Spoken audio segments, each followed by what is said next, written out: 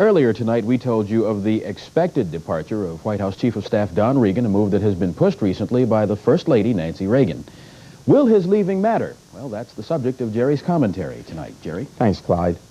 If you got a choice, marry the president. Don't be his chief of staff. Because if things get tough, presidents rarely fire their wives. It's bad politics. Donald Regan is finding that out as he's about to lose his battle with Nancy. And so in a scenario that will be given as much dignity as this messy Iran Contra affair will now allow, Donald Regan will bite the dust by the end of the week, thereby giving President Reagan his last shot at saving his presidency from scandal and lame duckness. The fact is, Nancy's probably right. Don Regan has made a mess of her husband's second term. He's certainly a political liability, and until he's gone, the president isn't going to get anyone to pay attention to the other things he wants to get done in his final 2 years in office. But there's a question that won't go away even after Regan's gone, as he's expected to be by the end of the week, and even after the Tower Commission releases its report on Thursday, which is expected to hit the president and the administration real hard. And it has nothing to do with scandal, or who knew what and when.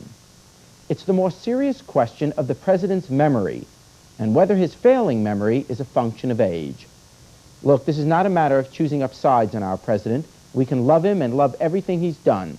But he is 76, holding the world's most stressful job, and he wouldn't be the first 76-year-old to start forgetting things. And he is forgetting things.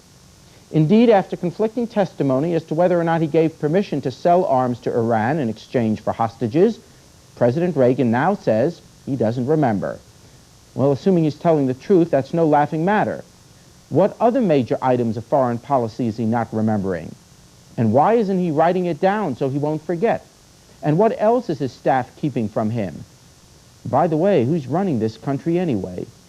I mean, considering all the attention that's been paid to Iran and terrorism and the Middle East over the past several years, the idea that he can't remember if he okayed an arms deal to Iran is downright incredible.